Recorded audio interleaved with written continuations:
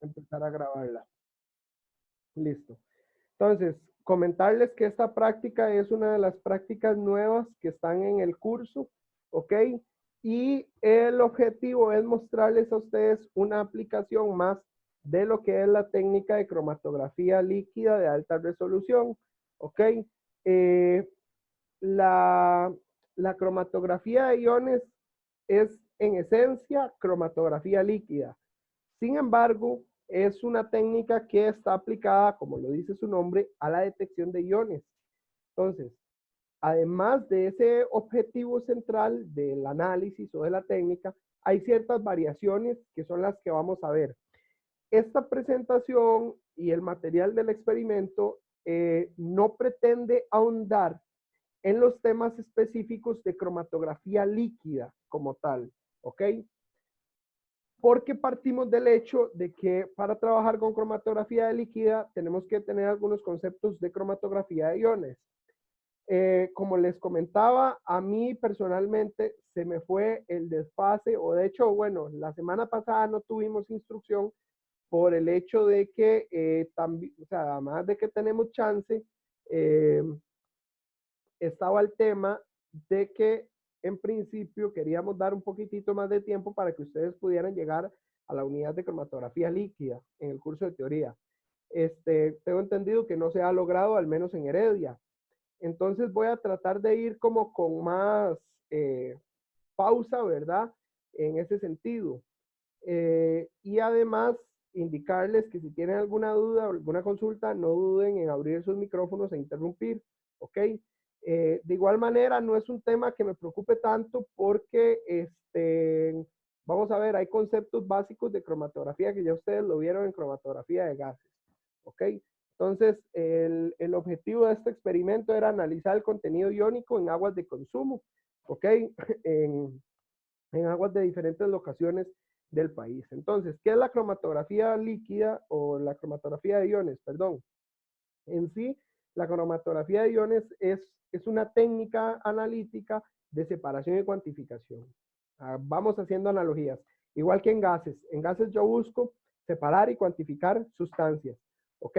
En cromatografía líquida también, solo que acá tal vez nos vamos a centrar a sustancias que por una u otra razón no podemos analizarlas por GC, o bien se pueden analizar por GC, pero por diversas razones o por las matrices que estamos interesados en analizar, valga la redundancia, entonces se hace el análisis por la técnica de cromatografía líquida. ¿Ok? ¿Cuál va a ser una de las principales diferencias entre gases y cromatografía líquida? Bueno, que ya nuestra fase móvil ya no va a ser un gas de arrastre, sino que va a ser un solvente, por ejemplo, en HPLC. Acá el solvente normalmente vamos a tener solventes que son sustancias iónicas también. Además de analizar iones, nuestros solventes son sustancias iónicas también. ¿Ok? En cromatografía líquida como tal, de repente nosotros queremos analizar moléculas orgánicas, por ejemplo, y vamos a analizar la cafeína y nuestros solventes van a ser, no sé, acetonitrilo, o podemos tener mezclas etanol o metanol agua, o acetonitrilo metanol agua, o buffers de pH y así sucesivamente. Eso para la cromatografía líquida. Antes de seguir acá, porque me encuentro este concepto, en donde les indicamos que la cromatografía de iones es una variante a la cromatografía líquida de fase reversa, es importante hacer una aclaración de qué es la cromatografía líquida de fase reversa. Todos recuerdan química orgánica, cuando ustedes hicieron experimentos de cromatografía, les daban unas plaquitas que parecían, vamos a ver, que parecían como un papel aluminio que tenía impregnado una sustancia sólida, que esa sustancia sólida era sílica. ¿Ok? Entonces, eso es cromatografía en donde tenemos una fase estacionaria que es polar, ¿ok? Y, por ejemplo, poníamos un pigmento de algún tinte de achiote o algo por el estilo, poníamos la placa de forma diagonal en un beaker que abajo tenía un solvente como hexano, por ejemplo. Entonces ustedes veían que el hexano subía por la fase móvil. Eso es cromatografía, el principio cromatográfico normal, el primer experimento que ustedes se enfrentan de cromatografía. La cromatografía de fase reversa es cambiarle la naturaleza a la fase estacionaria y a la fase móvil. O sea, mi fase estacionaria ya no va a ser una fase polar, sino que más bien va a ser una fase apolar o con muy baja polaridad, ¿ok? Y en la fase estacionaria, en la fase móvil, perdón, voy a tener sustancias que son polares, ¿ok? Entonces, normalmente los HPLC se basan en lo que es cromatografía líquida de fase reversa, porque sus fases estacionarias son sustancias no polares o con poca polaridad, y los solventes o fases móviles son sustancias polares. Como les comentaba, mezclas etanol-agua, disolución en puffer, etc. Entonces, acá, bueno, es muy importante, otra diferencia con respecto a GC, para irlos contextualizando un poco más, partiendo del principio de que no hemos visto HPLC.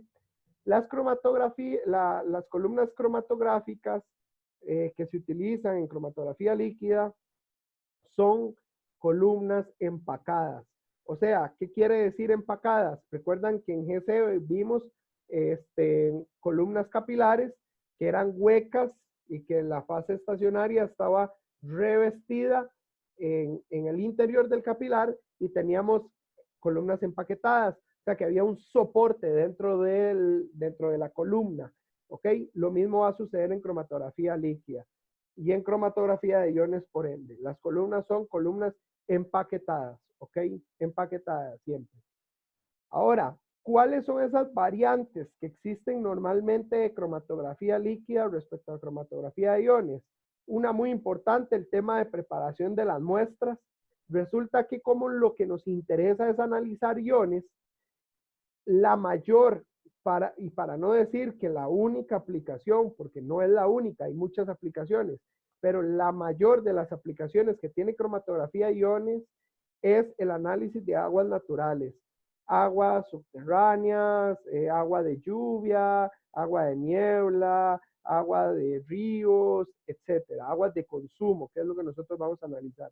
Esa es la mayor aplicación o el mayor uso que tiene la cromatografía de iones. Insisto, no el único, pero sí es uno de los mayores, de las mayores aplicaciones que tiene esta técnica. Entonces, la preparación de muestras normalmente es muy poca o nula en comparación con la preparación de muestras que existen en HPLC, que normalmente a veces hay que separar componentes con extracciones en fase sólida o extracciones líquido-líquido o sólido-líquido, limpiar la matriz, etcétera.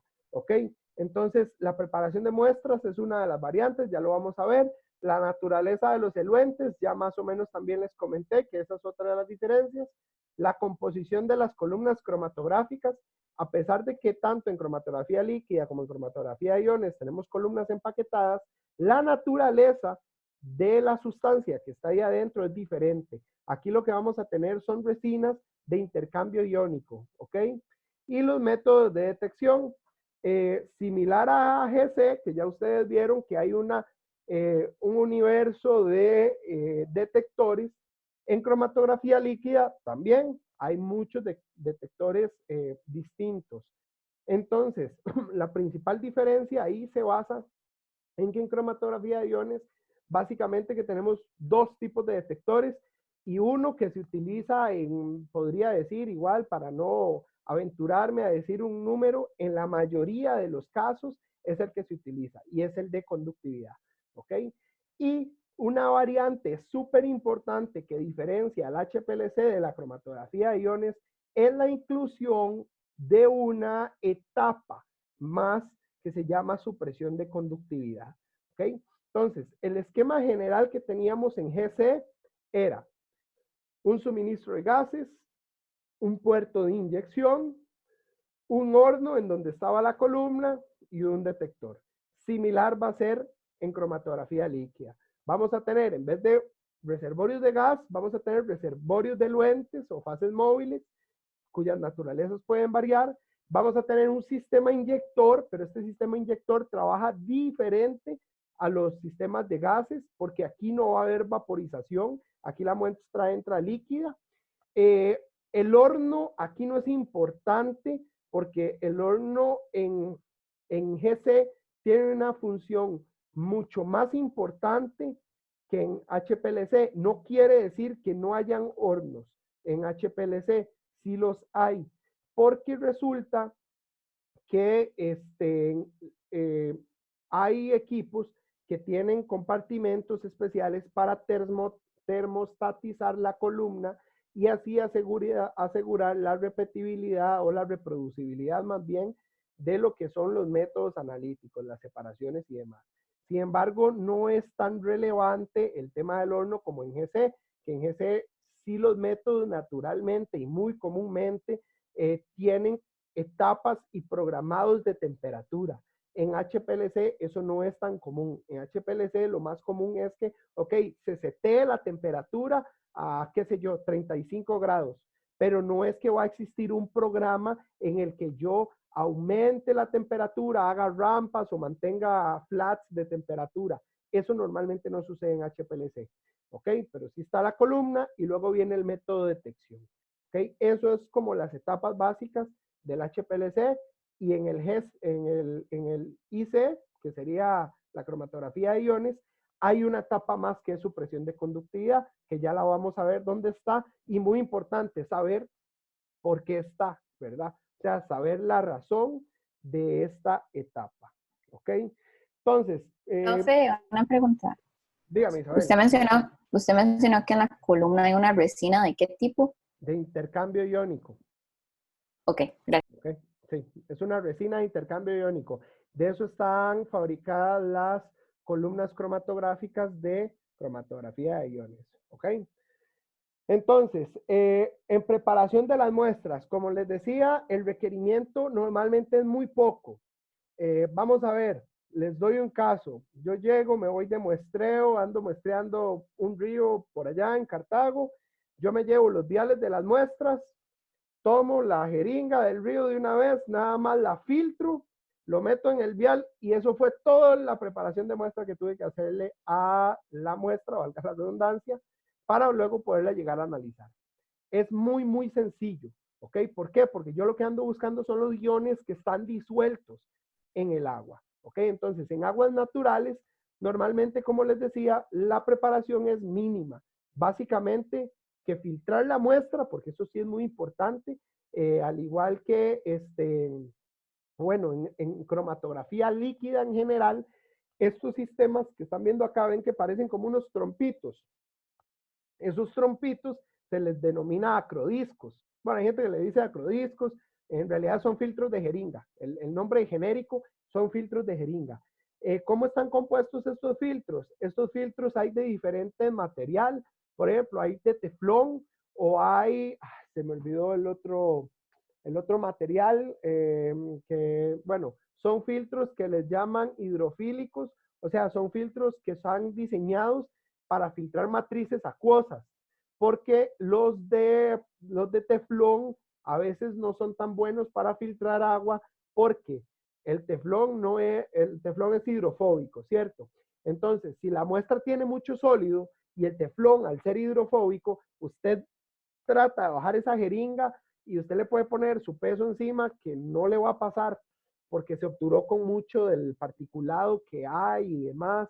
Entonces, hay filtros de diferentes diámetros, por ejemplo, pueden haber de .45, de .2 o inclusive más grandes, pero normalmente lo recomendado es filtrar por .4 micras, ¿ok? Entonces, como les decía, para no desviarme mucho, la preparación de muestras en cromatografía de iones es muy, muy poca. ¿Cuándo es donde se requiere más preparación de muestras? Vamos a ver, voy a analizar un agua residual, por ejemplo, que el agua residual puede tener una fuerza iónica o puede tener componentes en la matriz que me pueden afectar la señal de los analitos.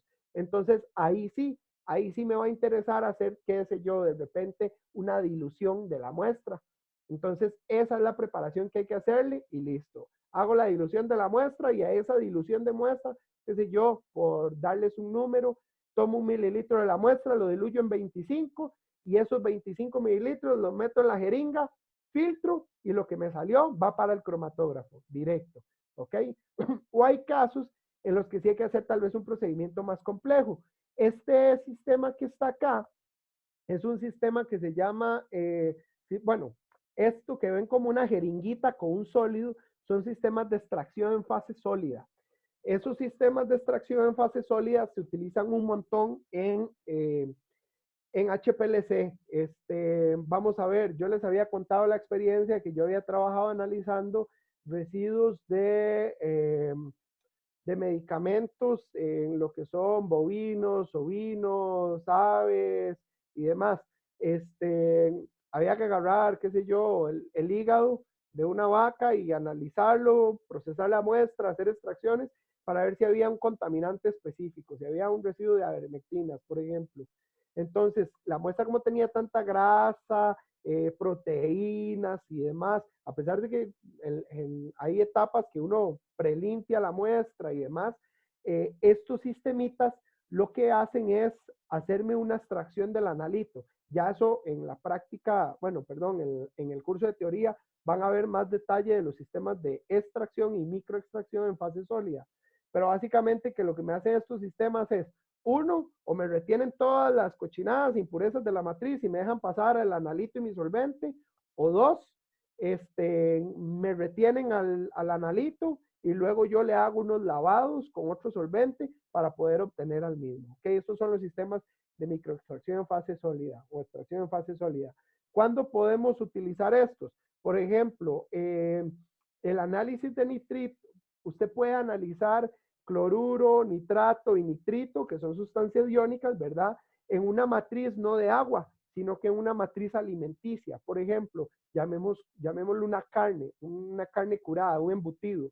Usted está interesado en conocer cuál es el contenido de esos iones, porque ahí usted ve si el contenido de sal en el embutido está bien, sabe si el contenido de nitrito de sodio, que es un conservante utilizado típicamente en los embutidos, está bien. Entonces usted de repente está interesado en tener un cromatógrafo de iones y puede hacer ese dos análisis por uno, por así decirlo. ¿Ok? Entonces ahí es donde se requiere extracción de muestra. Cuando hay algo en la matriz que me puede interferir en la señal del analito, o bien cuando la fuerza iónica de la muestra es muy alta. Y ahorita con una imagen les voy a enseñar por qué el tema de la fuerza iónica puede ser un problema. Básicamente, ¿qué es esto? Si usted tiene un ion que está en muchísima más proporción que los otros, usted va a tener un pico, esto igual se va a cumplir en GC, digamos. Si usted está analizando una mezcla de componentes, pero de repente uno está en una cantidad muchísimo mayor que otro de los analitos, el pico va a ser tan grande que la línea base se va a subir y entonces al subir la línea base, este es su pico grande, sus picos chiquititos están así y la línea base le va a generar mucho ruido para poder cuantificar los componentes pequeños. Entonces, normalmente a veces lo que se tiende a recurrir es a una dilución de la muestra. ¿Ok? Eso es la preparación de muestras.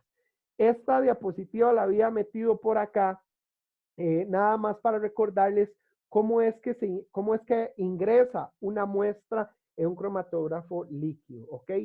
Esta imagen aplica para cromatografía de iones y para cromatografía líquida. Estos son los inyectores, o este es el fundamento de trabajo de los inyectores en cromatografía líquida, ¿ok? Los inyectores normalmente los vamos a ver como un lazo. Deme un momento y tal vez me escapo porque sí, como les comentaba, no había contemplado el tema de que ustedes no habían terminado. No se asusten por el montón de diapositivas, un montón son fotos que las dejamos para la práctica, porque hay cosas de software que aquí no son relevantes. Acá está, ¿ok? De la diapositiva actual, ¿ok? Así es como ustedes logran ver un inyector en un cromatógrafo líquido. Este es de un cromatógrafo líquido de iones, no es el que íbamos a utilizar, pero es esto. Es un sistema en el que ustedes ven que tiene 6 puertos, ¿ok? 6 puertos y están bien rotulados. En este caso, esta rotulación perdón, esta rotulación lo que me dice es que es el loop, W es el waste, esto es P de bomba, columna, y acá no las otras letras. Pero ok, ¿cómo funciona este sistema? Este sistema funciona de la siguiente forma. Me voy a volver a la diapositiva en la que estábamos. El sistema funciona de la siguiente manera. Es un sistema muy inteligente. Ahorita se me olvidó el nombre con el que se le conoce a estos sistemas. Me disculpan, ahorita en el transcurso de la presentación me acuerdo.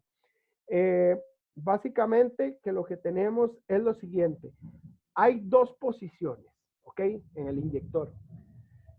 Vimos que hay 6 canales, está bien, pero hay dos posiciones de funcionamiento.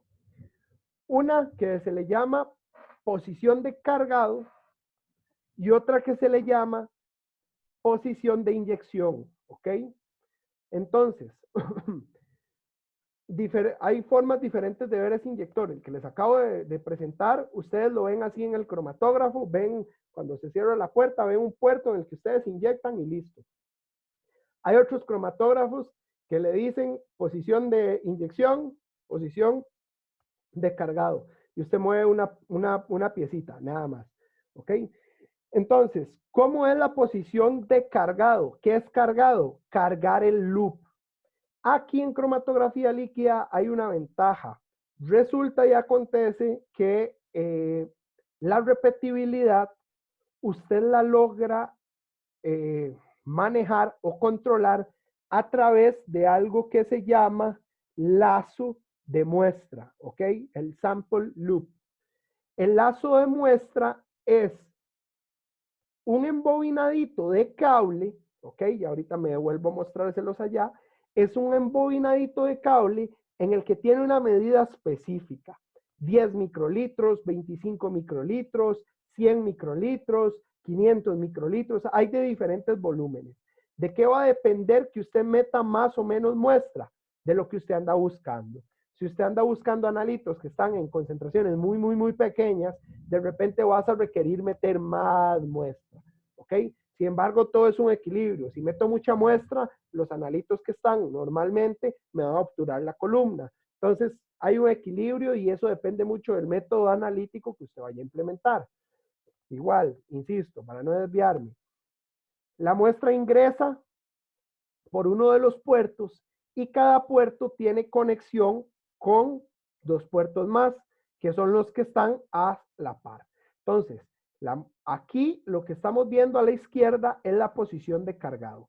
La muestra ingresa, tiene conexión con donde viene la muestra, que es el puerto de inyección, tiene conexión a lo que es el loop, ¿ok? El puerto 6, que en el loop va a estar conectado, como es un lazo, es un embobinado, el loop va a estar conectado a 2 puertos. Y entonces, en este caso, el loop va a estar conectado al puerto 6 y al puerto 3. Digamos, vean toda la pantalla. Digamos que esto que yo estoy trazando con el marcador, todo esto es el cable de loop. Todo esto es el loop, ¿ok? Todo esto es el loop. Entonces, la muestra entra por el puerto 1 y tiene 2 opciones. O se va al desecho o se va al loop. Entonces, en la posición de cargado, la muestra lo que hace es llenar el loop. Y ahora sí, la parte terminal del loop, vean que tienen 2 conexiones, con la bomba o con el desecho. Entonces, ¿qué pasa? En cromatografía de iones, cuando es con automuestrador o inyección manual, usted puede inyectar de más. Por ejemplo, en esa imagen que les enseñé anteriormente, el loop era de 10 microlitros. Yo podía agarrar una jeringa de 1 mililitro y meterle toda la muestra. ¿Por qué? No hay ningún problema, más bien mejor, porque yo estoy lavando todo este canal. Estoy metiendo la muestra, está pasando por todo este canal. ¿Y qué pasa con la muestra que sobra? Se va al desecho. Lo importante es que siempre entre el punto 3 y el punto 6 va a quedar ese embobinado con 10 microlitros exactos, ¿ok?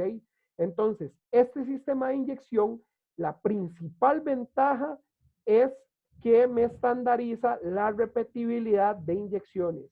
O más bien, dicho de otra forma, la introducción de muestras no es una variable que me vaya a afectar la repetibilidad.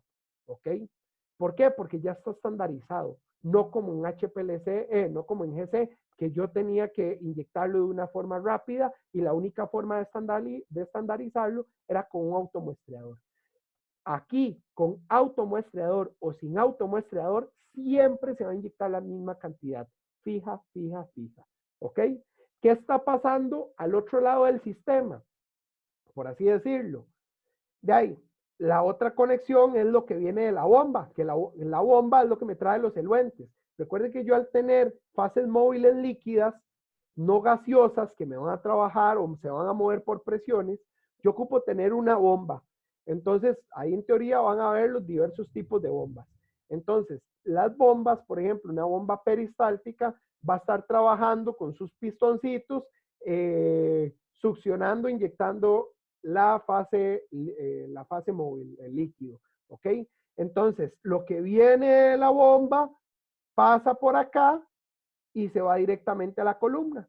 Entonces, esta posición de cargado, ¿cuándo está? Esta posición de cargado está normalmente puesta cuando yo voy a meter la muestra y se está haciendo el análisis. Hay una corrida ahí de por medio, ¿ok? ¿Cuál es la otra posición de inyección? La posición de inyección es cuando yo le digo al equipo, ya, llévese la muestra. Veámoslo aquí a la derecha. Como les decía, cada puerto tiene conexión con los de la par, ¿ok? O sea, 1 tiene conexión con 2 y con 6. 6 tiene conexión con 1 y con 5. 4 tiene conexión con 3 y con 5. Vean que aquí antes 4 estaba conectado con 5. Yo lo que hago cuando paso de la posición de cargado a la posición de inyección es que cambio las conexiones que existen, ¿ok? Vean que en la posición de cargado esto está conectado con 6, pero en la posición de inyección 1 está conectado con 2, ¿ok? ¿Qué es este conecte de 1 con 2?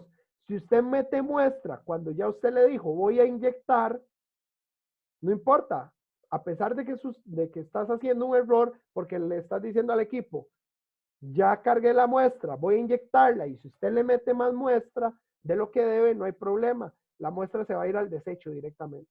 Va a pasar directo al desecho. Por otro lado, vean que lo que está pasando aquí es que lo que venía de la bomba ya no va a pasar directamente a la columna, sino que va a pasar al sample loop y del sample loop me va a llevar todo hacia la columna. ¿Sí lo ven? Y otra cosa muy interesante de este sistema es que la muestra entra en una dirección y sale en otra. O sea, hay un proceso en el que la fase móvil se me lleva la muestra a contracorriente. ¿Ok? Entonces, ese es el proceso que sucede en la cromatografía en general para insertar la muestra. ¿Ok? Para que no quede la duda de lo que es el tema del loop, porque yo sé que de repente, si hasta el momento no habían visto una imagen, y ahí nos excusamos, pensamos que de repente ya esto lo habían visto. Este es el loop. Este es el loop. Véanlo acá. Este es el loop. Ven que es un embobinadito. Y ven que él tiene dos conexiones. Loop, loop. Y vean que él tiene conexión con el desecho. Perdón. Tiene, aquí viene este transparente, es el que viene de la inyección. Entonces, lo que viene de la inyección tiene conexión con el desecho y tiene conexión con el loop, ¿ok? Y este loop tiene conexión acá con lo que viene de la bomba o este otro lado tiene conexión con lo que se va para la columna directamente, que va en este proceso. Y aquí pasa a la precolumna, ¿ok? ¿Estamos claros con eso? Sí. Yo sé que de repente puede ser un poco abstracto, pero si tienen alguna duda o consulta, no duden en hacerla. ¿Ok? Ahora. Profe, yo no entendí lo de las dos posiciones, o sea, tengo que escoger, ¿siempre se usa solo una o...? No, las dos posiciones están habilitadas. O sea, vamos a ver, ese sistema juega con dos posiciones, la inyección o el cargado. La inyección o el cargado. ¿Ok? Entonces, la posición de cargado es cuando usted va a meterle al sistema la muestra. ¿Ok? Voy a ponerle un ejemplo tal vez más palpable. Estoy haciendo una corrida. Esa corrida dura 15 minutos, ¿ok? Digamos que el equipo no tiene automuestreador. Entonces usted tiene que estar pegado al equipo cada 15 minutos inyectando. Obviamente usted no va a estar sentada enfrente de la computadora viéndolo. De repente usted pasa haciendo más análisis. Entonces resulta que acabamos de decirle inyecte. Entonces el equipo está en esta posición, ¿ok? O sea, lo que viene de la bomba está pasando por el loop y lo está metiendo a la columna. Eso está pasando. Normalmente en esa posición se dura aproximadamente, se dura 1 minuto, dependiendo de la configuración del software. ¿Para qué? Para que pase la cantidad suficiente de fase móvil por el loop y se la lleve a la columna, ¿ok? Normalmente es, ay, perdón, no les estaba proyectando con el puntero. Normalmente eso es lo que sucede, que pase por al menos 1 minuto por acá, ¿ok? Ahora, cuando eso está sucediendo, si usted inyectó muestra, no importa, porque vea que la muestra se va a ir al desecho. Ahora sí, digamos que el equipo ya cambió automáticamente a inyección. Entonces, lleva 1 minuto de corrida. Entonces usted dice, ay, vea, como esta muestra la estoy inyectando por 2, voy a poner el duplicado de la muestra para que cuando esté listo, yo nada más le dé al software, ok, y listo, ok. Entonces usted llega, agarra, mientras está dando la corrida actual, usted agarra e inyecta la muestra. ¿Y qué va a pasar? Nada, porque vea que lo que viene de la bomba va directo a la columna. Nada está interfiriendo con el análisis. Usted está inyectando y ¿qué está pasando? Todo lo que usted está inyectando está llenando el loop. Y si metiste más muestra, ¿para dónde se va? Para el desecho. Pero siempre, siempre va a quedar el loop lleno, ¿ok?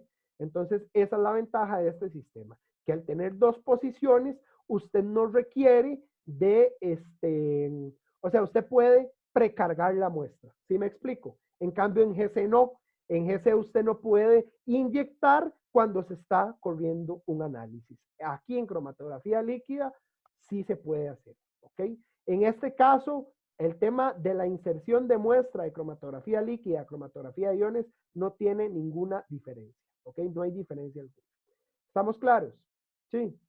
Ok. Vamos a ir adelantando un poco más rápido. Ahora, con respecto al tema de la separación, las fases móviles y fases estacionarias utilizadas. La separación en cromatografía de gases, siempre voy a referirme a gases, por lo que ya les dije, para ir haciendo analogías e ir amarrando los conceptos. ¿Cuál era el principio de separación en cromatografía de gases? Procesos de absorción y desorción que se daban entre el analito y la fase móvil, dependiendo de las interacciones que se podían dar entre ellos, ¿ok? Es el mismo principio, única y exclusivamente que aquí lo que vamos a tener es una interacción electrostática. ¿Por qué? Porque recuerden que yo lo que estoy analizando son iones, o sea, sustancias con carga, especies con carga eléctrica, ¿ok? Y las fases móviles las fases estacionarias van a estar compuestas por sustancias o materiales que tienen carga también. Entonces, por ejemplo, veamos esta imagen que está a la derecha. Esto que se ve con el core azul es el material base, el material polimérico base que constituye la resina. ¿Ok? Esta carga positiva constituye a las moléculas orgánicas o poliméricas que se le adhieren en el proceso de fabricación a esa fase móvil, a esa fase estacionaria. Perdón, no sé qué me pasa hoy. A esa fase estacionaria, ¿ok? Entonces, esto rosado y azul es mi fase estacionaria, ¿ok? De carga positiva. Entonces, si tiene carga positiva, adivinen para quién va a servir separar esa columna. Va a servir para separar a los aniones, ¿ok? Porque entonces yo quiero que las sustancias con carga negativa interaccionen con esta fase estacionaria. Y como tengo diversidad de analitos, van a existir interacciones diferenciales. O sea, uno va a tener más interacción que el otro analito. Y ahí entra muy importante ¿Cómo creen que se va a separar? Analogía. En gases decíamos que los de menor punto de ebullición eran los que salían más rápido, ¿cierto?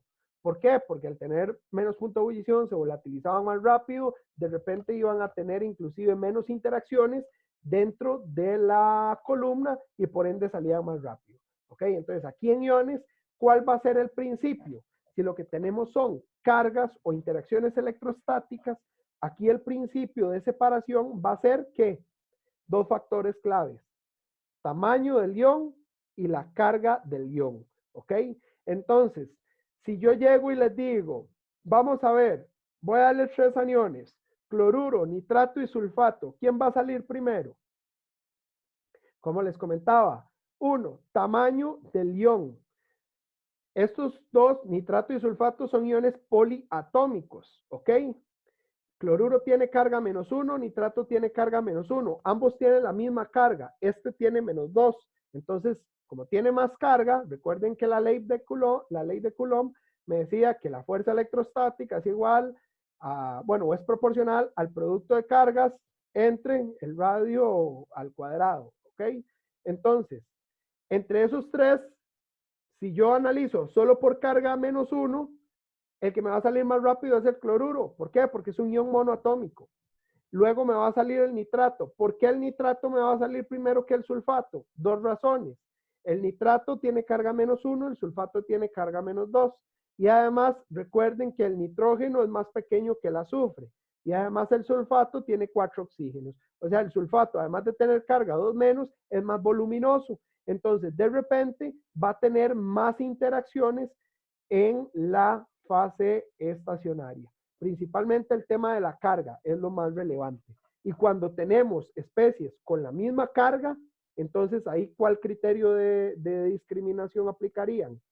Si tengo iguales cargas, tamaño. Por ejemplo, si les dijera, ¿quién sale primero entre el sodio y el potasio en cromatografía de iones? De ahí me voy a ver cuál de los dos es más pequeño y me doy cuenta que el sodio es más chiquitito. Entonces el potasio va a tener mayor tiempo de retención. ¿Ok? Y acá, muy importante, estas pelotitas celestes que están viendo acá son son las, son las partículas o las moléculas, llamémosles partículas en general, porque aquí no le estamos poniendo nombre todavía, de la fase móvil. Entonces, ¿cuál es la idea de esa fase móvil? Que recuerden que me tiene que arrastrar o me tiene que separar a los analitos de mi fase estacionaria. ¿Ok? Entonces, aquí la fase móvil tiene que tener carga también, ¿ok? Eso es muy importante, que tenga carga, o sea, que sean especies iónicas. Entonces, normalmente vamos a hablar de hidróxido de potasio, carbonato de sodio, bicarbonato de sodio, ácido metasulfónico, oxálico, etcétera, ¿ok? Entonces, la fase estacionaria, como les comentaba, normal. Profe, Dígame, Isabel. una pregunta porque yo me desconecté un poquito, nada más para recapitular. Si tiene mayor carga, se retiene más o menos. Más.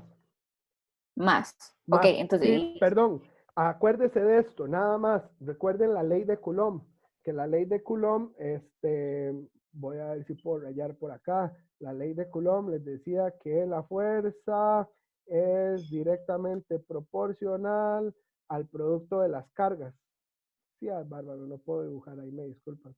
Al producto de las cargas. Entonces, si yo tengo más carga, quiere decir que va a haber más quiere decir que va a haber más fuerza electrostática, ¿ok?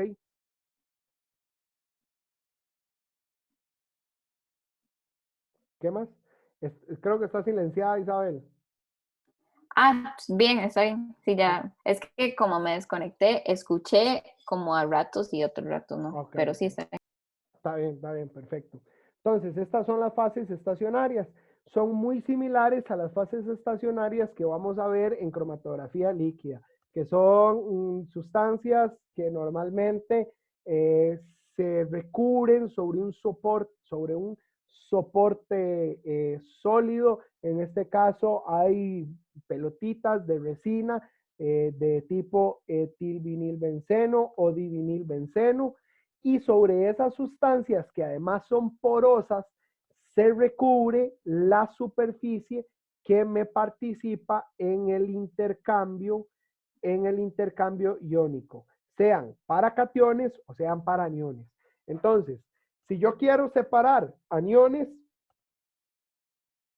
¿qué naturaleza va a tener la fase estacionaria? Tiene que tener una naturaleza catiónica. Y si yo quiero separar cationes, la fase estacionaria tiene que tener una naturaleza aniónica, ¿ok? Y los solventes van a ser igual, por así decirlo, a la naturaleza de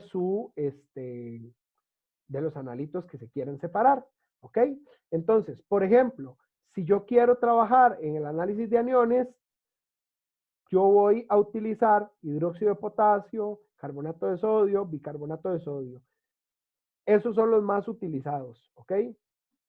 Pueden haber más, pero la variedad aquí en cromatografía de iones se limita un poco más que en cromatografía líquida, que hay un poco más de variedad, inclusive hay mezclas, hay gente que trabaja con fases móviles que son mezclas de 4 solventes.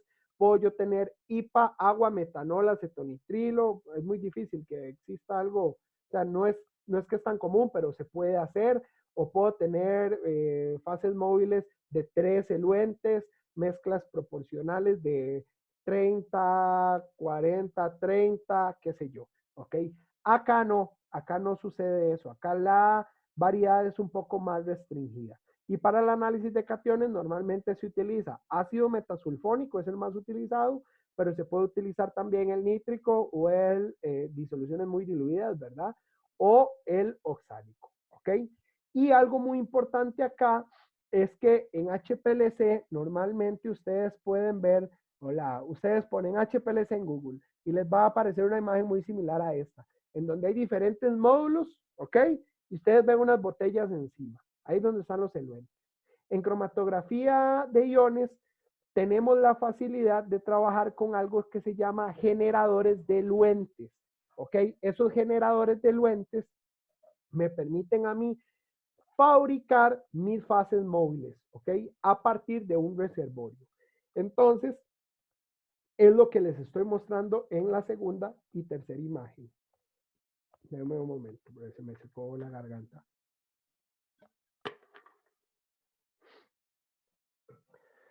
¿Ok? En un cromatógrafo de iones, ustedes pueden tener unos reservorios en los que ustedes en el laboratorio van y preparan sus fases móviles. ¿Qué sé yo? 0.2 milimolar en carbonato de sodio y 0.8 milimolar en bicarbonato de sodio, por decirles algo. ¿Ok? O bien, ustedes pueden tener sistemas más finos, que ese sistema lo tiene el equipo con el que íbamos a trabajar, que se llaman sistemas de generación de eluentes. Entonces, estos reservorios que ustedes ven que tienen un aparato como un poco más complejo y demás, ya no se ve como un reservorio tan simple que yo nada más abro y echo una disolución. Estos reservorios lo que tienen son al solvente, bueno, o no el solvente, perdón, a la sustancia que yo voy a utilizar como fase móvil, la tienen concentrada. Entonces, por ejemplo, puede ser fase móvil de KOH y fase móvil de ácido metasulfónico, concentrados. ¿Ok? Entonces, ¿qué hacen esos sistemas de eluentes? A través del software, yo puedo decirle, hey, quiero que mi fase móvil sea 10 milimolar en KOH, por ejemplo. Entonces, él me va a suministrar la cantidad de KOH tal que cuando se me mezcle con el agua, eso sí yo tengo que ponérselo, el agua, él haga la dilución simple y sencillamente. Inclusive, una de las ventajas de este sistema es que, vamos a ver, aquí me van a disculpar porque tal vez voy a adelantarme un poco. En cromatografía líquida en general, ustedes pueden tener bombas que se llaman isocráticas, que son bombas que trabajan a un solo flujo, ¿ok? A un solo flujo. Entonces, usted setea ese flujo, no sé, voy a decirles algún valor, 0.8 mililitros por minuto, y durante todo el análisis solo puede trabajar a 0.8 mililitros por minuto, no hay más, ¿ok? O pueden haber bombas cuaternarias, que esas, o binarias, por ejemplo, que son bombas que tienen 2 sistemas de flujo o tienen 4 sistemas de flujo y por ende usted puede modificar la velocidad en cualquier momento de la corrida. Entonces, usted empezó con 0.8 mililitros por minuto, pero de repente usted a la mitad de la corrida quiso subirle el flujo a 1 mililitro por minuto. Lo puede hacer, ¿ok? ¿Y eso qué me permite? Eso me permite hacer mezclas de los eluentes. Entonces, si yo estoy trabajando con metanol agua, por ejemplo, y si empiezo con metanol 70% y con agua 30%, yo puedo decirle al sistema en cierto momento, métame más de agua que de metanol. Entonces ya la proporción no va a ser 70-30, va a ser 50-50, por ejemplo. Y eso se hace porque yo puedo con eso modificar qué tan fuerte se me van a separar los analitos. Recuerden que una cosa, pero así, que es fundamental en cromatografía, es que sus picos estén ¿qué? Para yo poder hacer una buena cuantificación. Un requisito esencial en la cromatografía es que sus picos estén bien separados, que tengan una buena resolución. ¿Ok? Gases, líquidos, lo que sea, tienen que tener buena resolución. ¿Ok? Entonces, yo a veces puedo jugar en cromatografía con esos factores para mejorar la resolución de la separación. La ventaja que me da este sistema, obviamente, esas bombas que les hablé, las binarias o las cuaternarias, son más caras que las isocráticas, porque son sistemas de bomba que tienen, digamos, una cuaternaria, tiene 4 sistemas de flujo. Entonces, me saca más de uno, menos de otro, y así sucesivamente, y luego los mezcla. Las isocráticas solo tienen un sistema de flujo, son más baratas. Entonces, en cromatografía de iones, es raro ver bombas cuaternarias, porque con los sistemas de generadores de eluente, usted se gana el hecho de tener una bomba que trabaja un solo flujo, pero ¿quién le va a dar a usted las diversas concentraciones? El generador de eluente. Entonces, el sistema con el que íbamos a trabajar tenía una bomba isocrática. O sea, yo le digo, trabájeme a 0.4 mililitros por minuto y durante toda la corrida solo ese flujo me va a trabajar.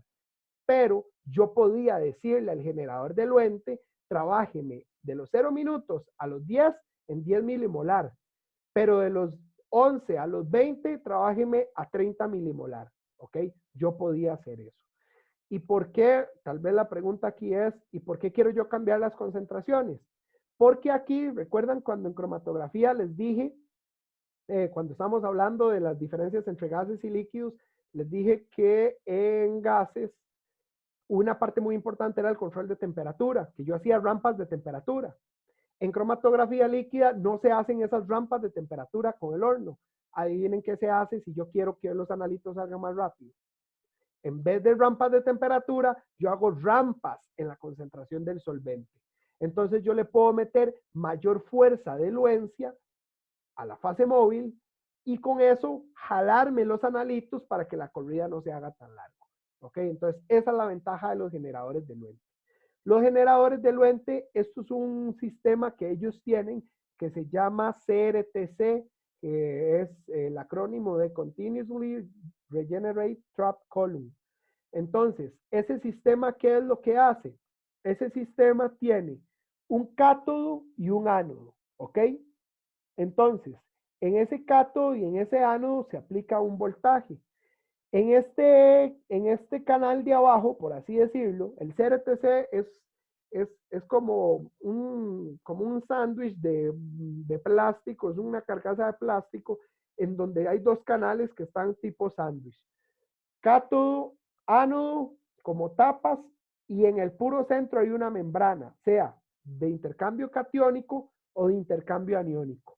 Entonces, ¿qué es lo que sucede? Para no hacerles tan largo el cuento y avanzar un poco. El CRTC para lo que sirve es para eliminar impurezas, de mi fase móvil, ¿ok? Para eso es lo que sirve. Porque vamos a ver, recuerden de analítica que a ustedes se les decía que un problema de las disoluciones de hidróxido de sodio e hidróxido de potasio, ¿qué era?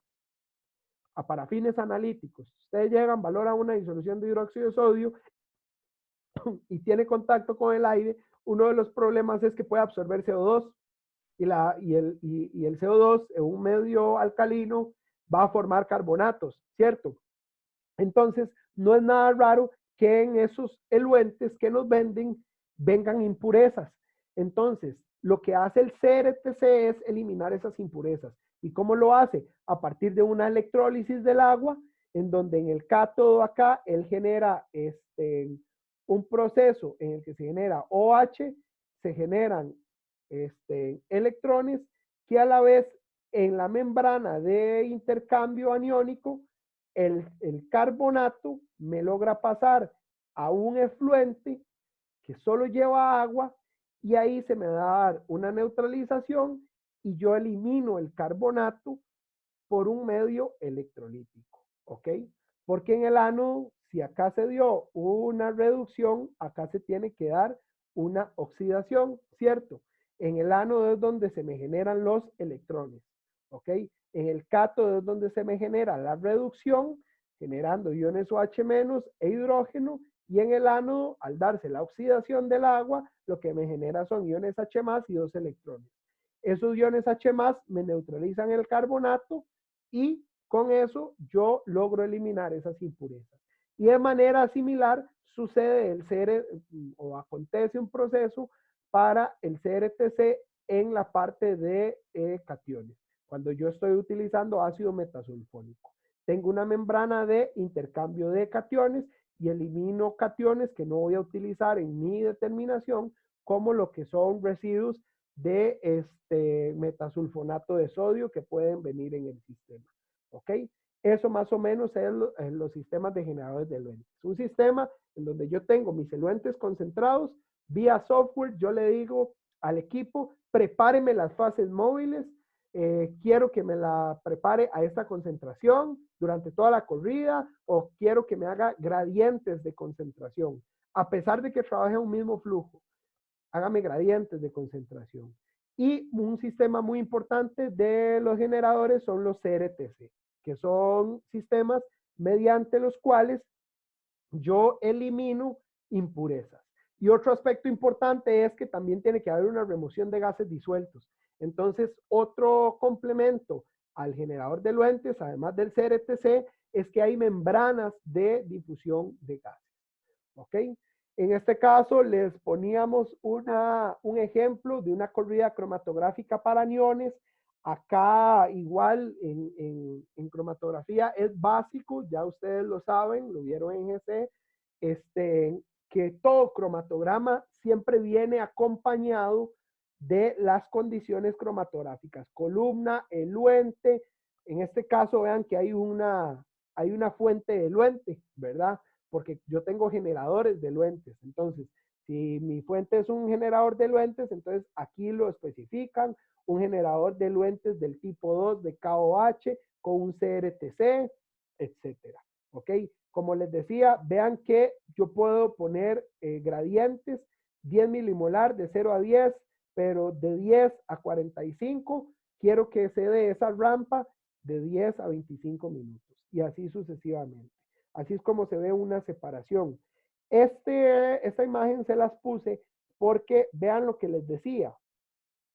Vean la escala de conductividad acá y vean la escala de conductividad acá. Si ustedes ven este cromatograma, vean que el pico 1, 5 y 11, correspondiente a fluoruro, cloruro y sulfato, es súper más grande en relación a los demás picos. Entonces, cuando yo tengo picos muy altos, puede que sus anchos de base sean tan grandes que me opaquen la señal analítica de los otros analitos. Entonces, eso es un cuidado que hay que tener. Por ejemplo, una pregunta que a ustedes se les podría hacer eventualmente es, ¿cómo ustedes podrían hacer para poder detectar estos iones sin que haya un solapamiento por el ancho de las bases? ¿Ok? Vean que se inyectó una cantidad de 500 microlitros. Eso quiere decir que, claro, la cantidad de iones que hay en 500 microlitros es un montón de estos tres, de fluoruro, cloruro y sulfato. Entonces, una opción sería disminuirla. ¿verdad? Disminuir esa cantidad y así yo no veo el ancho de estas bases tan grandes y de repente puede haber estos, pero también es una por otra, ¿verdad? Si estoy disminuyendo la cantidad de estos iones, voy a disminuir la cantidad de estos otros chiquititos que tal vez puede que a mí me interese analizar, ¿ok? Entonces, eso por ahí. Ahora, esta es una corrida cromatográfica para cationes, pero esta es en específica de un agua residual. Entonces, vea que aquí está medida y acá está sin diluir. Entonces, las diluciones, como les comentaba, se dan para cuando yo tengo matrices con fuerzas iónicas muy importantes. ¿Ok? Que de repente cuando usted les hace zoom, en este caso no hay ningún solapamiento. Obviamente aquí estos cromatogramas se ven perfectos porque son cromatogramas que se ven en notas de aplicación del fabricante. Entonces no te van a poner un cromatograma feo, ¿verdad? Te van a poner un cromatograma lo más bonito. Pero a nivel experimental ustedes podrían enfrentarse a casos en los que tengan ese tipo de cuestiones. ¿Ok? Ahora sí, la supresión de conductividad. Como les comentaba, las etapas no varían prácticamente que en nada en lo que respecta a cromatografía líquida. Tenemos los eluentes, pasan por un sistema de bombas, ese sistema de bombas me prepara mi fase móvil en el sentido de que me determina cuánto es el flujo que me va a enviar, cuál es la proporción de los solventes, si fuera que yo tengo bombas cuaternarias o binarias, si estamos hablando de HPLC, si estamos hablando de IC, puedo tener bombas binarias y cuaternarias también, pero como les comentaba, con los generadores de eluentes no hace falta. Puedo tener bombas isocráticas, o sea, iso igual flujo, ¿ok? O bueno, con un único flujo. Tengo la inserción de muestra, la columna en donde se da la separación, muy importante acá, se me fue a anotarlo desde el inicio. En GC normalmente no se habla de precolumnas, o bueno, sí existe la posibilidad de que hayan precolumnas en GC, pero acá sí es totalmente utilizado lo que es, ¿por qué digo esto? Porque en GC he visto sistemas que no trabajan con precolumnas por el simple hecho de que yo puedo limpiar la muestra o hacerle ese proceso de retención de impurezas desde lo que es el liner de inyección. Entonces, normalmente, o al menos hasta donde yo he trabajado con GC, no he visto que se trabajen con precolumnas. En HPLC sí, y por ende en IC también. ¿Qué es una precolumna? La precolumna es el mismo material de la columna analítica, solo que si mi columna analítica mide 25 centímetros, mi precolumna mide 5. ¿Qué función tiene la precolumna? Que si la muestra por A o por B va muy sucia, entonces la precolumna es la que resiente el golpe.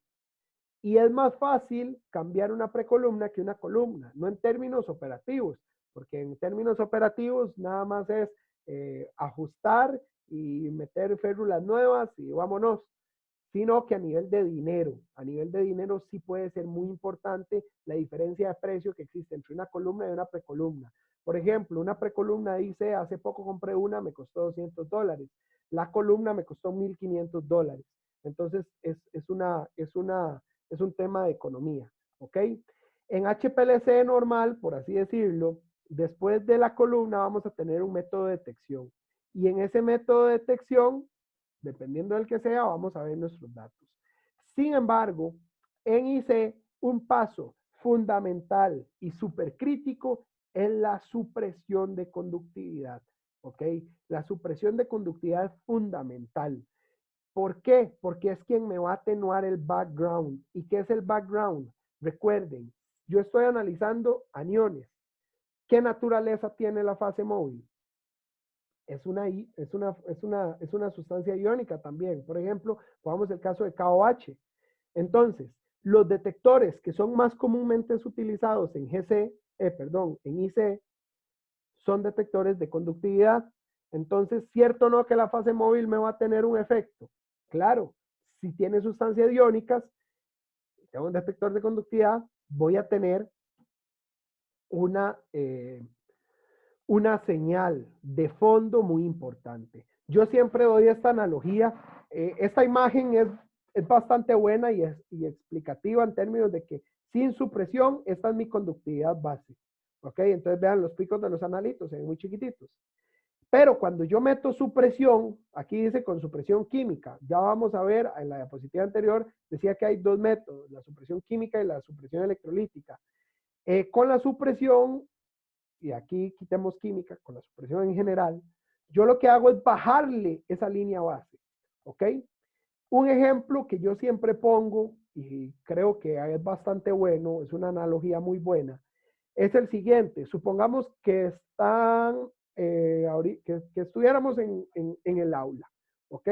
De repente algunos ahorita ven el WhatsApp, ven el Facebook, etcétera, porque la hora es un poco pesada y la presentación está pesada, pero bueno, ¿cómo hago yo para darme cuenta en la clase, si estuviéramos en clase, que ustedes están en el celular?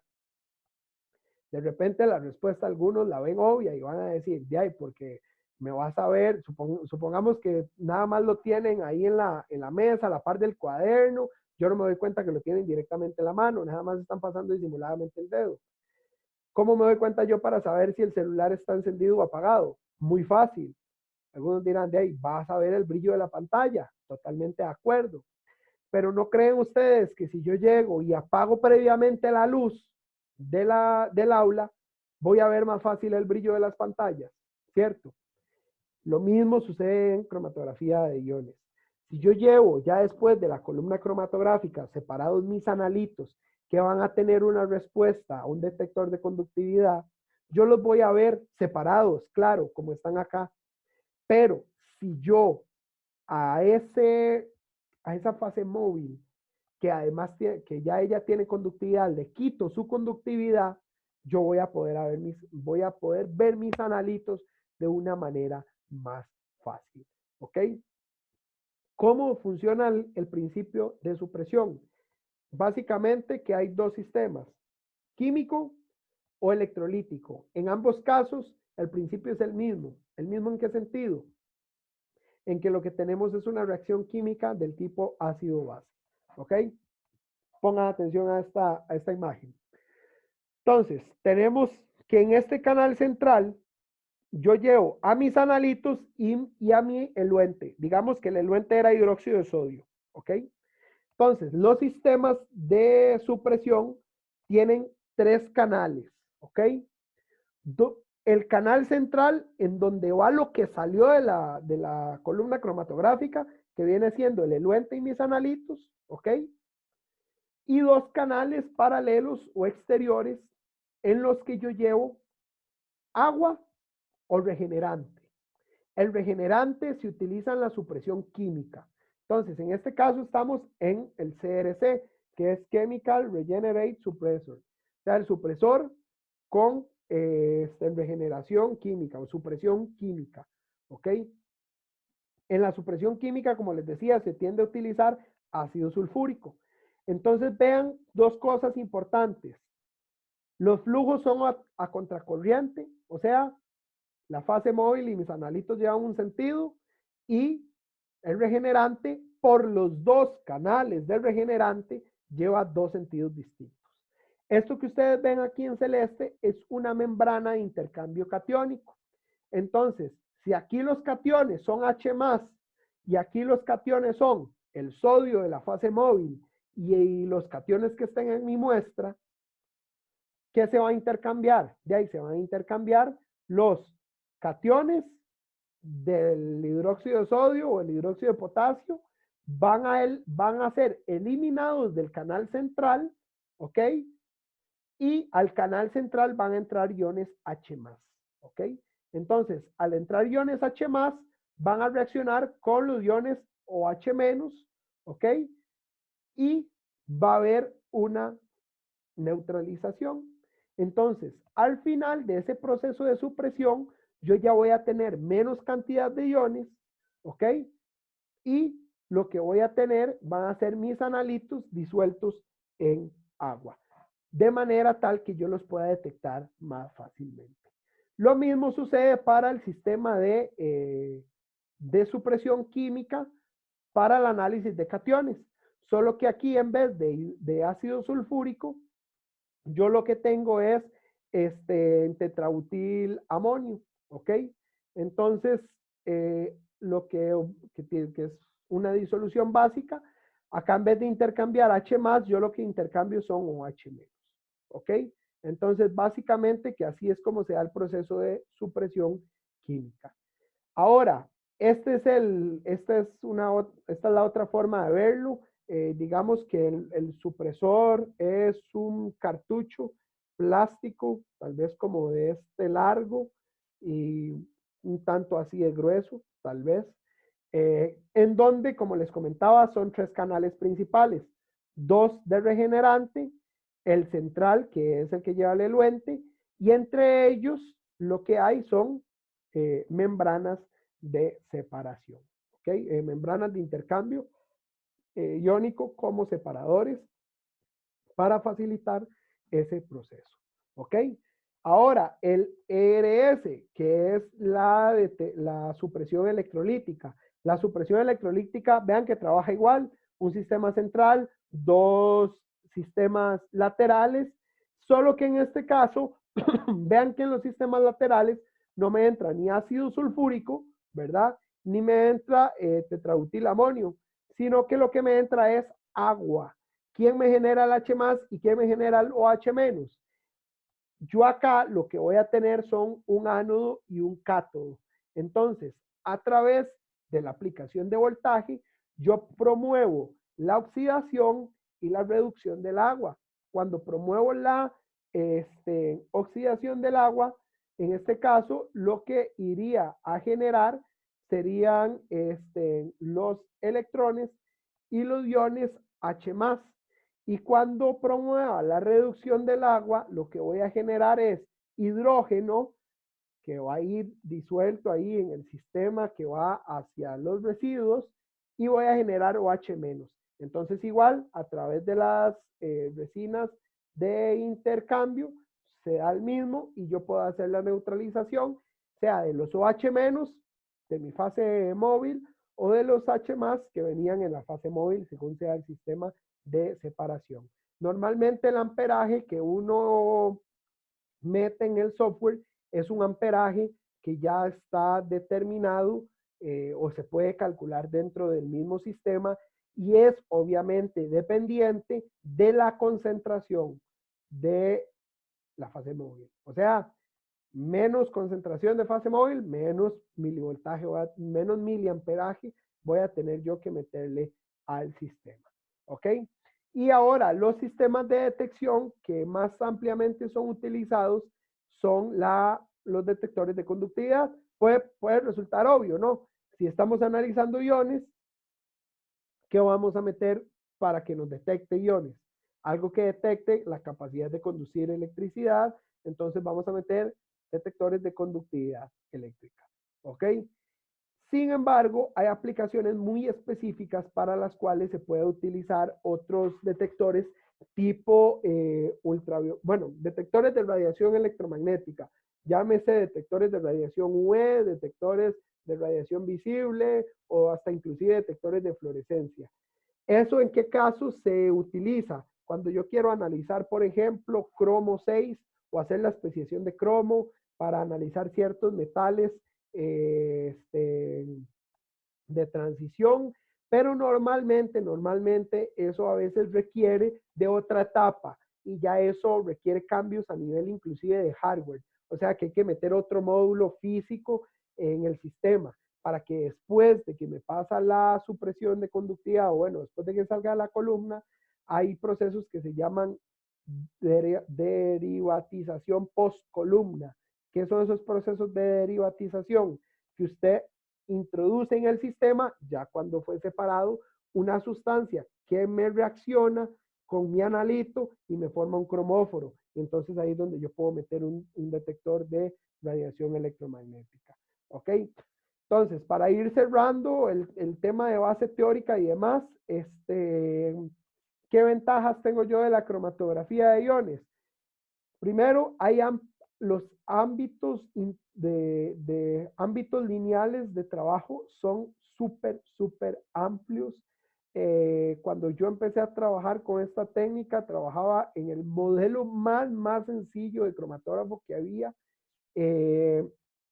Ese modelo podía aguantar, incluso las columnas que uno trabajaba, con las que trabajábamos, aguantaban hasta 100 miligramos por litro de todos los analitos.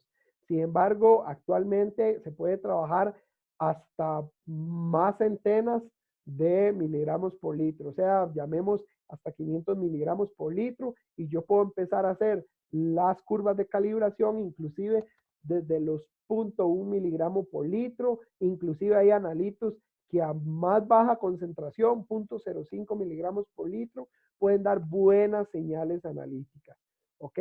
Y los límites de cuantificación que yo puedo obtener pueden rondar las centenas de ppb, ¿ok? Entonces puedo yo hablar de 0.05 miligramos por litro, que serían 50 ppb de límite de cuantificación, o puedo hablar de 100 ppb de límite de cuantificación, ¿ok?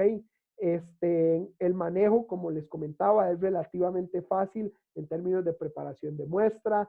Si ya se conoce el principio de funcionamiento de un cromatógrafo líquido, en realidad es fácil en el sentido de que usted trabaja con el equipo, lo automatiza o lo estandariza ciertas condiciones de trabajo y puede volvérsele básicamente de nada más poner viales con muestras y sacar información, ¿ok?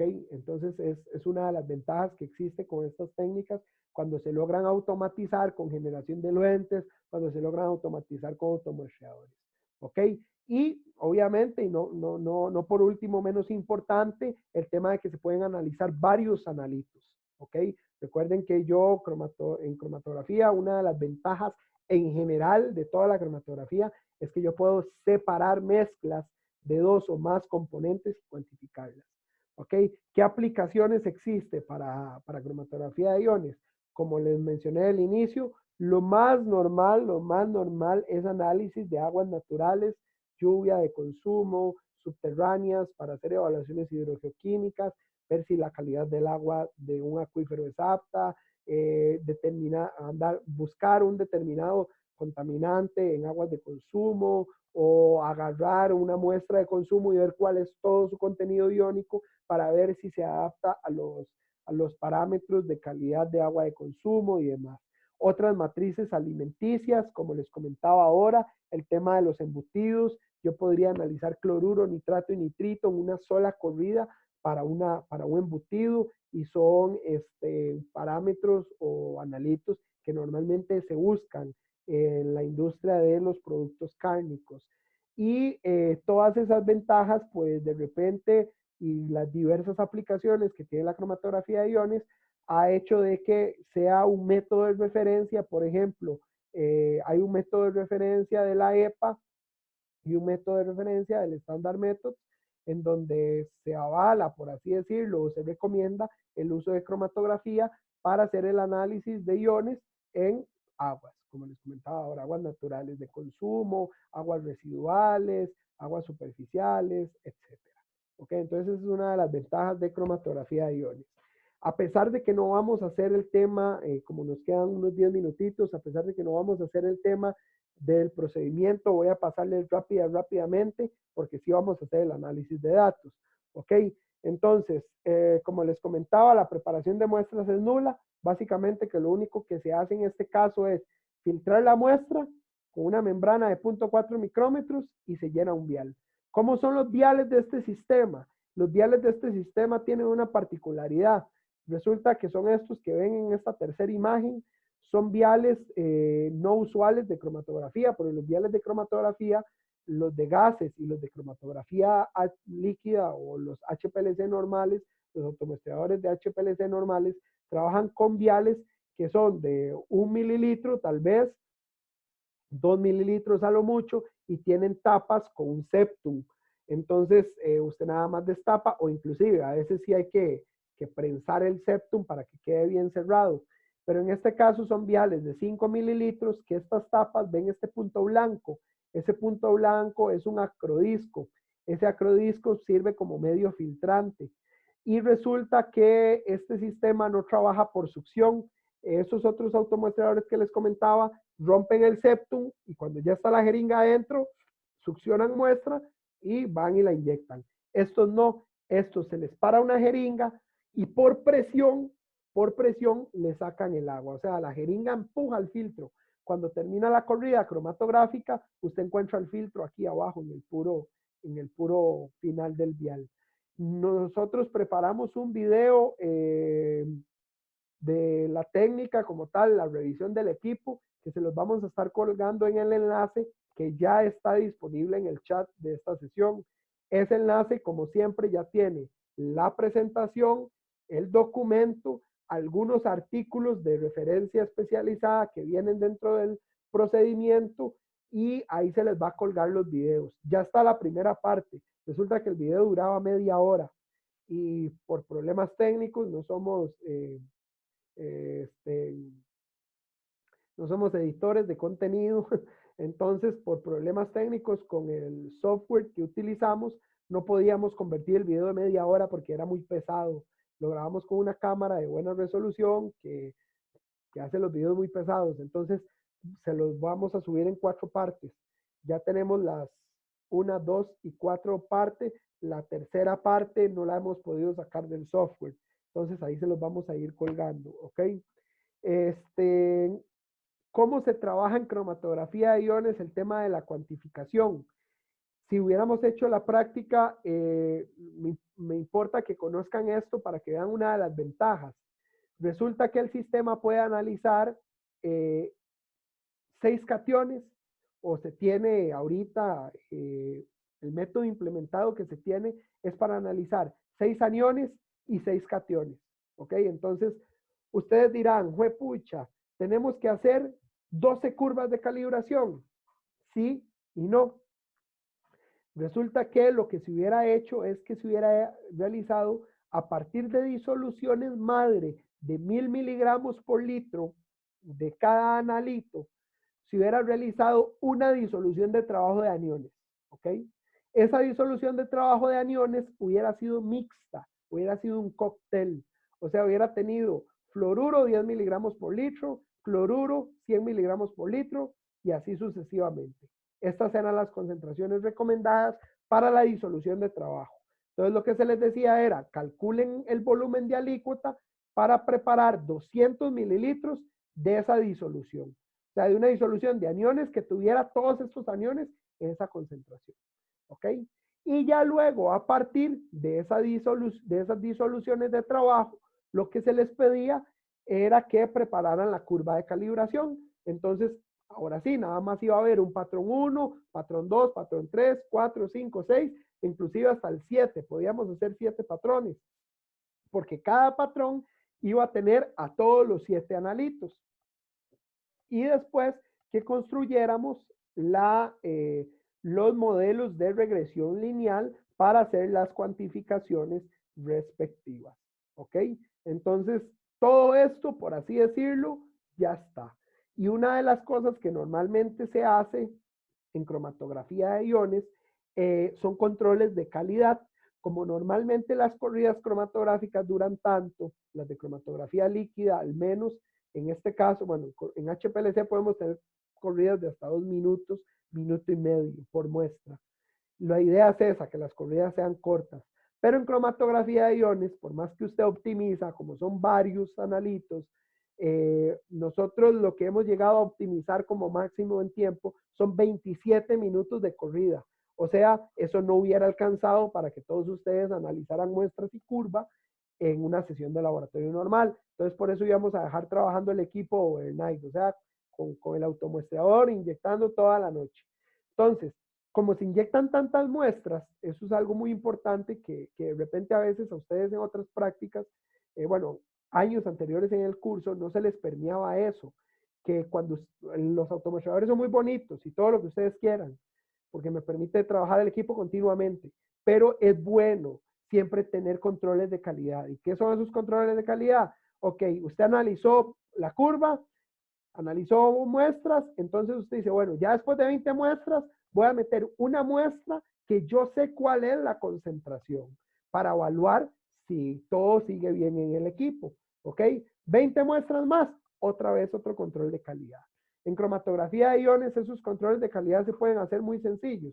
Uno, a partir de una disolución madre, ojalá que sea distinta a las que usted trabajó en la curva, pero si no tiene una disolución distinta, un patrón trazable o una muestra certificada, no hay problema. Se trabaja con la misma disolución que hicimos en la curva, que utilizamos para hacer la curva, perdón. No es lo ideal, pero se puede hacer. Y a partir de eso, usted hace alguna dilución que caiga, qué sé yo, no que sea un mismo patrón, sino que usted hace un patrón que caiga aquí, en este nivel de concentración, por ejemplo, y lo inyecta. Y lo puede hacer con matriz o sin matriz.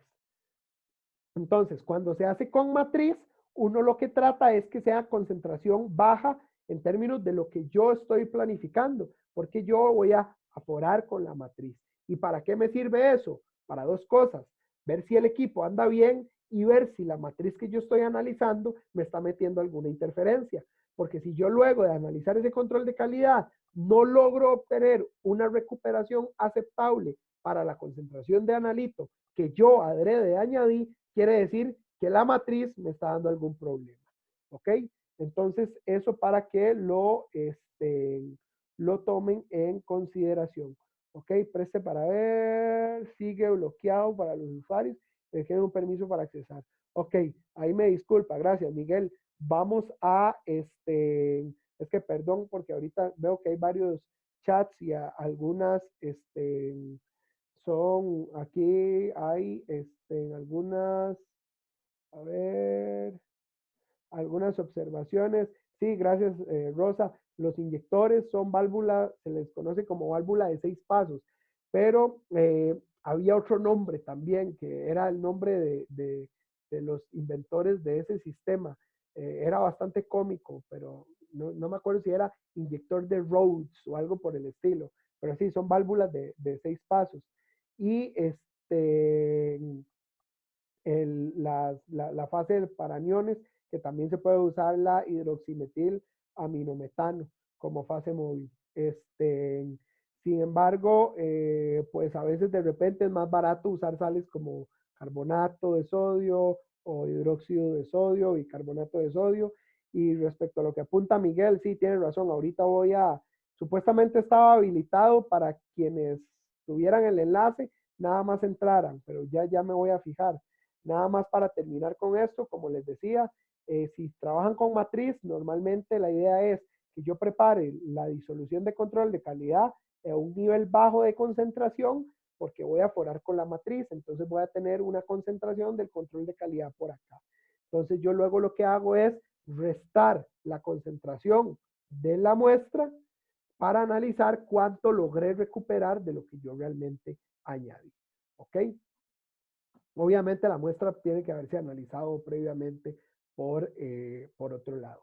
Y ya para finalizar y no quitarles más tiempo, el tratamiento de datos que vamos a hacer o esta práctica en sí, como va a quedar es de la siguiente forma. En el link que les acabamos de facilitar, que ya voy a revisar los aspectos de privacidad, hay una hoja de cálculo, ¿ok? En esa hoja de cálculo hay varios datos, ya los vamos a ver. La idea es que ustedes construyan los modelos de regresión lineal para cada ion analizado, ¿ok? O sea, que construyan los modelos tanto desde el punto de vista gráfico como estadístico, o sea, que obtengan la regresión, calcular los límites de detección y cuantificación a partir de la estadística de cada modelo.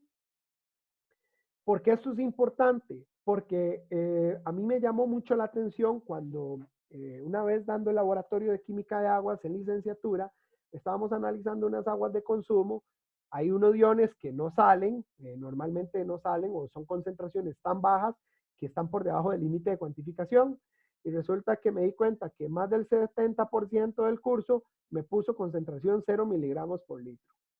Entonces, solo una persona me preguntó antes, ¿cómo reportamos esto? Entonces, ¿qué fue lo que me llamó la atención? Que ya eran personas bachilleres y que tal vez en métodos se les habló de esto, pero no se les enseñó a cómo agarrar una regresión lineal y decir, ok, este es el valor y se tiene que reportar así. Entonces es muy importante que se haga el cálculo de los límites de detección y cuantificación. Ya ustedes vieron cómo calcularlo, ¿verdad? De la parte de validación. De igual forma, esta práctica, recuerden que la íbamos a hacer virtual, el análisis de datos, lo vamos a revisar entre todos. Sin embargo, ustedes en esta práctica, en lugar de hacer libreta, lo que van a hacer es ir analizando o ir cuantificando los resultados para que el día de la práctica, cuando lleguemos a hacerla, ustedes ya tengan previamente digerido lo que es las curvas de calibración, cómo dieron y demás. ¿Ok? Luego, cuantificar la concentración de cada ion en las muestras de agua, que nosotros les damos también esos datos, y reportar adecuadamente las concentraciones con su incertidumbre, con su repetibilidad respectiva, o sea, su porcentaje de RCD, etcétera. ¿Ok? Realizar una comparación de las concentraciones obtenidas con relación al reglamento de calidad de agua potable. Acá les dejo el decreto, porque resulta que este reglamento se actualizó en el 2015 y aunque parezca mentira, cuando ustedes ponen reglamento para la calidad del agua potable, todavía sale el viejo, que ese era el 3270 algo, o 32 y pico, no recuerdo el número, pero este es el decreto actual, ¿ok? Y que siempre recordando el tema de la herramienta de análisis de datos, las muestras son de dos lugares, de Heredia y de Cartago. Que ustedes determinen, y para no hacérselas complejo, luego les vamos a decir sobre qué iones podemos tener especial interés, determinar si hay diferencia estadísticamente significativa entre la concentración de cada ion promedio analizado y lo que es la concentración promedio de cada ion analizado y la ubicación de donde fueron colectadas las muestras. ¿Ok? Entonces, voy a enseñarles la hoja de cálculo que nosotros les estamos compartiendo. Voy a de una vez, regálenme un par de minutos porque quiero validar esto. Estoy habilitando. Sí, qué raro, dice que ya sé, quedó cualquier usuario Universidad Nacional. Ok, vean, va el link nuevamente por el chat.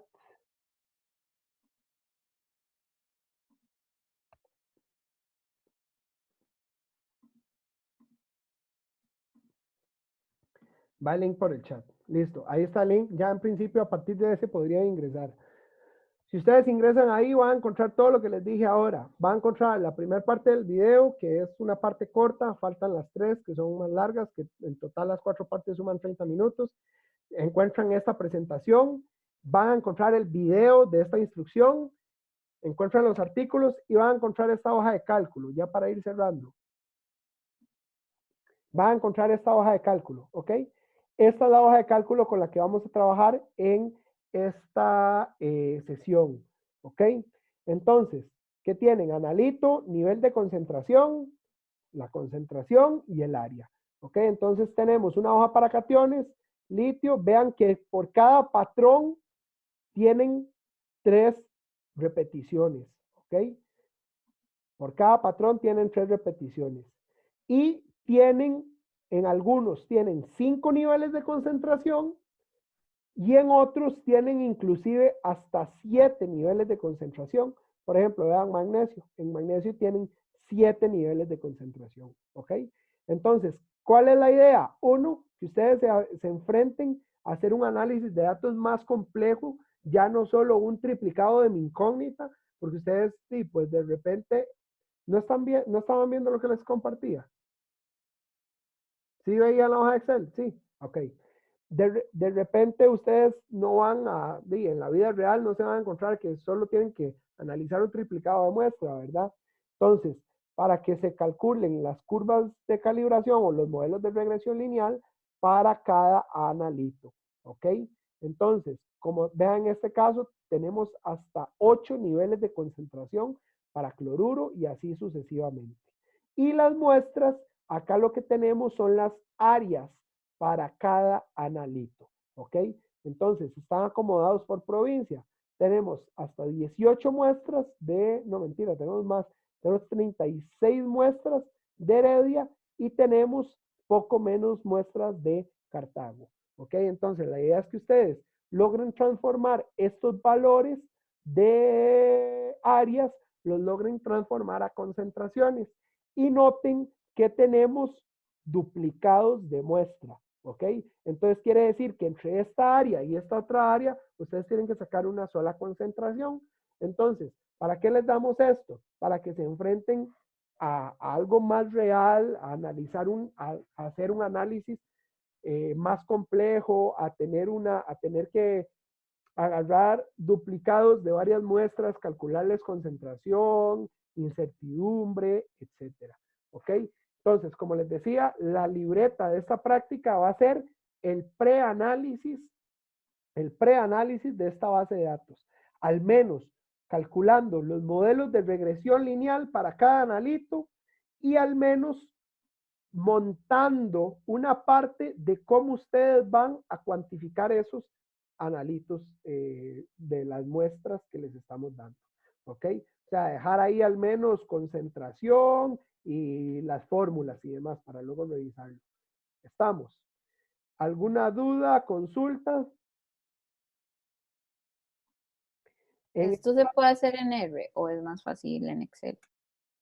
Donde usted guste, aquí les vamos a dar facilidad para que ustedes lo hagan donde se sientan más cómodos. Pueden mezclar las dos. De repente, a veces, si usted quiere mantener a ver, a mí me gusta mucho usar R, pero de repente también cuando quiero mantener un histórico más trazable o ocupo tal vez manejar los datos con ciertas características o hacer tales cosas, en específico, a veces no importa, podemos trabajar la parte de la cuantificación en Excel y si les queda más fácil luego hacer la prueba de diferencia de medias en R, la podemos hacer en R. Eso va a quedar a criterio de como ustedes gusten. La idea es que el día de laboratorio vamos a revisar cómo quedaron los modelos de regresión, vamos a analizar cómo quedaron los límites de cuantificación y detección y luego hacer una comparación de algunas concentraciones respecto de algunas muestras para todos los iones respecto al reglamento de calidad de agua potable. ¿Ok? Les iba a dar un último detalle. Ahorita, ¿cuál pantalla están viendo? La de la presentación. Sí. En este documento, bueno, a ustedes ya les quedó toda la presentación. Aquí vienen muchas otras imágenes. Normalmente yo no soy partidario de enseñarles el tema del software, porque para mí enseñarles el software no tiene sentido porque ustedes lo ven una vez y luego no lo vuelven a ver más en la vida. Entonces, mi idea acá era explicarles, pero eso lo vamos a hacer el día de la práctica, las funcionalidades que tiene el software. Pero porque normalmente cuando ustedes van y usan el equipo, cuando ustedes van y usan la absorción atómica, por ejemplo, la persona que los atiende les explica un poco de todas las funcionalidades que le permite hacer el software y el equipo como tal.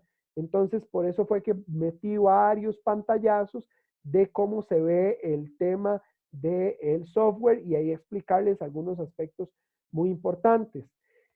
Como les comentaba, hicimos un video del cromatógrafo de iones que vamos a utilizar y ahí va a estar, ahí va a ir apareciendo en la carpeta que les compartimos. El tema es que es muy pesado esos videos, entonces nos ha costado sacarlo. Sin embargo, acá las otras imágenes que les dejábamos, igual eso luego se los explicamos con calma, son otros sistemas de cromatografía de iones, porque el que vamos a ver de repente es un sistema súper moderno, con generación de luentes y demás, pero no todos son así, ¿verdad? Hay otros que son más sencillitos y que tienen ciertas características que ahí nada más se los pusimos como fines ilustrativos. Entonces, como siempre, muchísimas gracias por atender a la instrucción y ahí me disculpan el tema del tiempo, pero el hecho de que ustedes no habían llegado a HPLC era una variable que, les soy sincero, me perdonan, se me pasó por alto y de repente eso tal vez hizo que me volviera un poquito. Y bueno, que ya ustedes saben que yo a veces me emociono mucho hablando, entonces ahí Me disculpan si nos pasamos un poquito del tiempo que debíamos y espero que les haya quedado claro todo y si tienen alguna consulta, ahí nos podemos estar comunicando. Estamos.